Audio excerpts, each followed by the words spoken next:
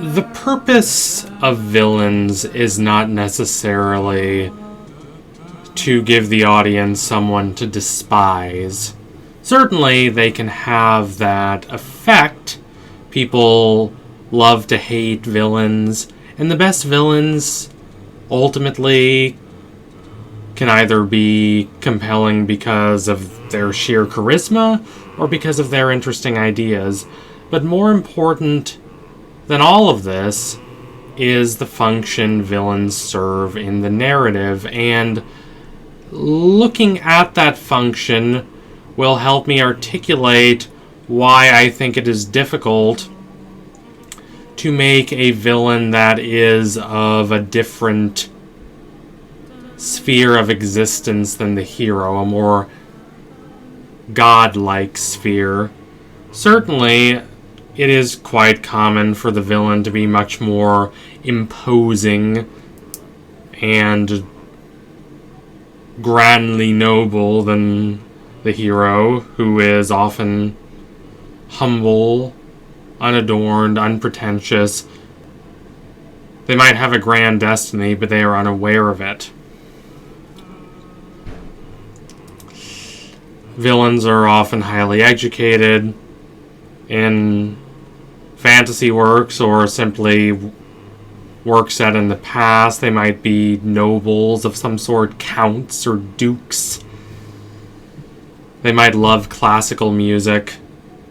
It provides this innate reason to root for the hero as this ordinary person trying to overcome a great obstacle.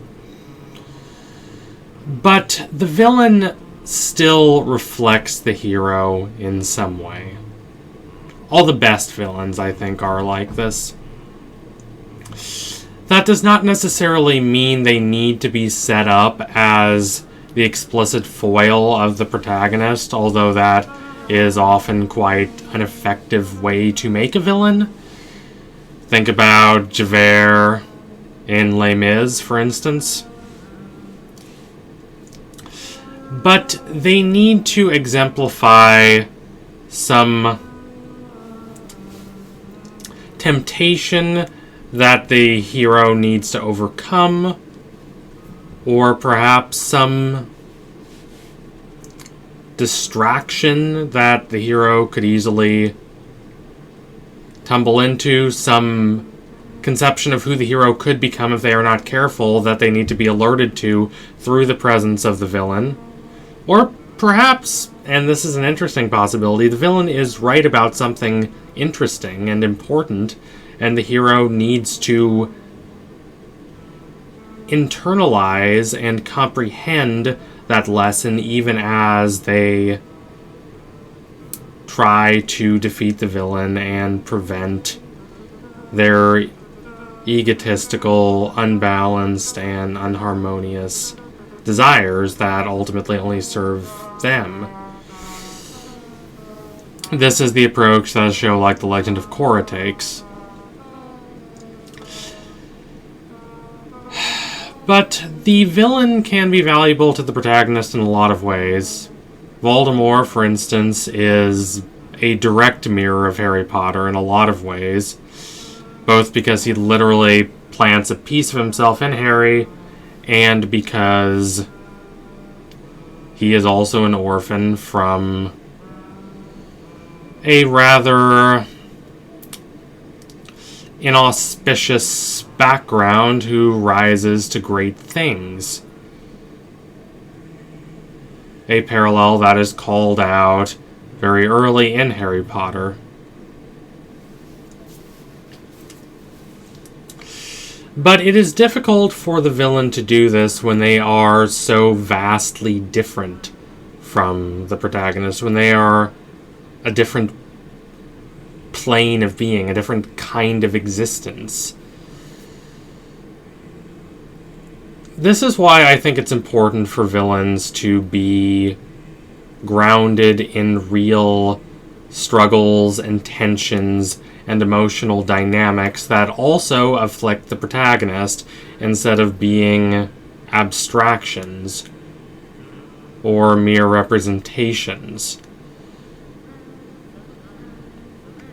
The greatest offense anyone has made of, say, the White Walkers in Game of Thrones is that they're an allegory for climate change, this threat that imposes on all while everyone ignores it and pursues their own factional problems. And sure, that can be interesting, but ultimately it reduces the villain to a kind of natural force. It does not make them personal. It does not make them fully human, fully actualized, fully having the agency to make decisions and choices that the protagonist has to decide to respond to in some way that thus demonstrates their heroic character. The problem with protagonists, why they need to go on journeys, is that they are incomplete in some way. A character does not have to go from being completely bad and selfish to completely noble and selfless, but there is necessarily a way in which their understanding of themselves is constrained, it is restricted. If, say, Odysseus had not been able to act, not been able to make schemes, not be able to make plans, then ultimately he would not be a hero. He would just be a person with certain tendencies. Heroism is made through action, through choice. Sartre makes this point extremely well. It is all well and good to have the potential to be a hero. A lot of people have that potential, but to actually translate that into action is thus to face a kind of conflict, to realize through interactions with the turmoil and anxiety and strangeness of the world that one's prior conceptions are ultimately incomplete, and that one has to find a way to respond to these new challenges in order to broaden and nourish their senses of self and thus become a more complete hero. This is true all the way back to Gilgamesh, whose adventures teach him the error of his pride and his rather grandiose conceptions of himself that do not incorporate the truth of death and decline. This kind of questioning does not have to occur through a villain, but it can, and it's quite interesting when it does. And this can only occur if the villain is able to evoke that kind of reflection, if they are able to match the hero and challenge the hero's basic sense of self. There are two basic ways a villain can work, I think, even if they are on this godlike level, and that is,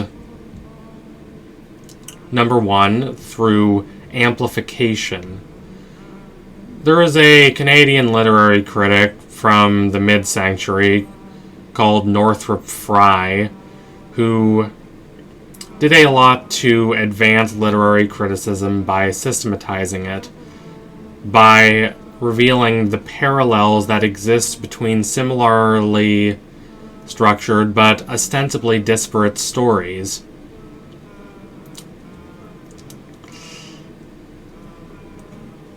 He discusses these different levels, different registers of narrative experience.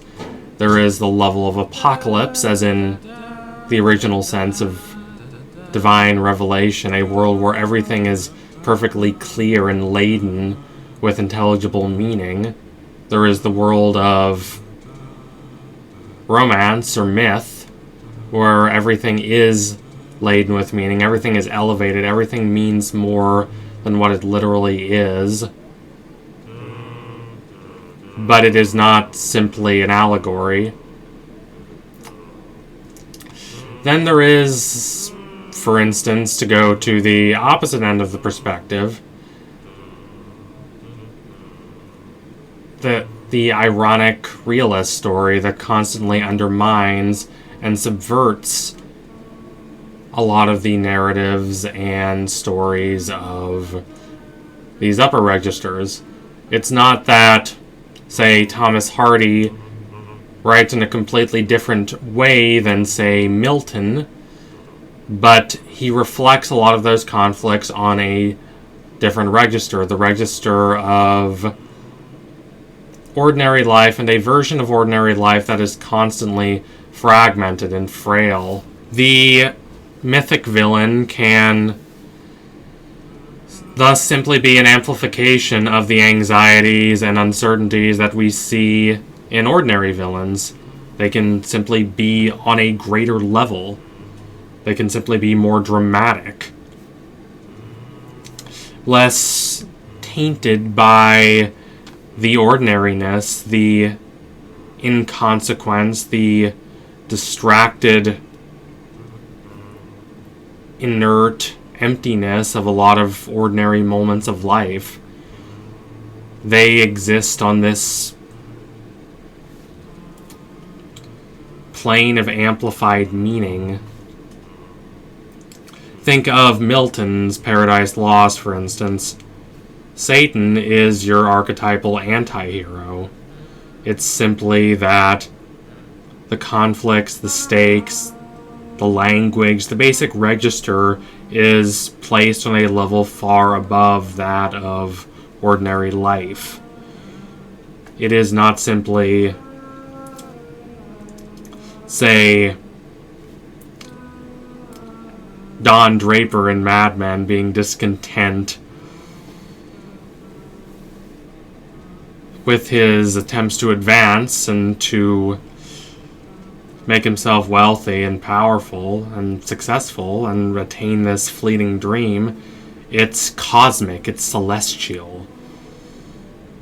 It's a war for the cosmos. And in this world, the gap between success and failure, between triumph and tragedy, between sacred beauty and terror and desecration is much starker, but the basic conflicts are the same. Or you don't even need to go that far. You can go to what Fry called the high mimetic mode. Think of someone like Richard III in Shakespeare's plays. It operates on a higher level than, say, a jerk middle manager who is trying to order around everyone below him, but the basic emotions, the basic psychological conflicts are similar. They can be played out in many different registers of storytelling. Then there is the other way of doing it, which is having this godlike villain be someone who has elevated themselves to that level through their own cunning and their own manipulation.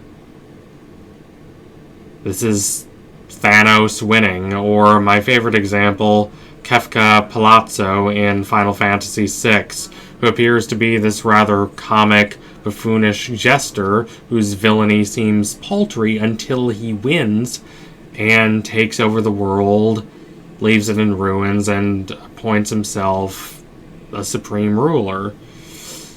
In this case, it can be interesting because there is this conflict between the deeply human, that is to say, the deeply garbled and ambiguous and murky, marked by the same mix of desires and uncertainties that are an inevitable part of everyday life, and this sacred, pristine, eternal, unfading level of power and control. That kind of conflict can be interesting. And I'm really intrigued to see what they do with Aaravos. Will he be some sort of mythic villain who simply has a lot of these same envies and aspirations and dreads and furies as someone like Viren, but on this amplified level that transcends ordinary political and socioeconomic situations and has this cosmic character that exists throughout time and operates on a level far undergirding that of ordinary life. Or possibly they could have a story where he started out being rather normal, rather like Viren or even Callum in certain moments, and gradually grew more grasping and more manipulative until he attained his status as this almost omnipotent figure. That could work. Especially if the show then goes into the conflict between this mortal nature, this imperfect, murky, uncertain nature that afflicts all of us, ordinary beings in the world, afflicted with our boundless desires and thus our inevitable disappointments and tensions, and this pose of this godlike, mischievous, all-powerful figure. Either of those would really work, but I really hope it does one or the other, and does not simply leave Aaravos as a kind of abstraction for evil and villainy and temptation. For the character to fully captivate, he needs to be more concrete than that. So anyway, thank you all for watching. If you liked what you saw today, don't forget to like, comment, and subscribe. Donate to my Patreon if you can, and you want to see more videos like this before anyone else. Keep watching The Dragon Prince. It's a great show. And I'm saying hi to you from Scotland, which is where I will be for the next year. So get used to seeing this backdrop. Adios, comrades.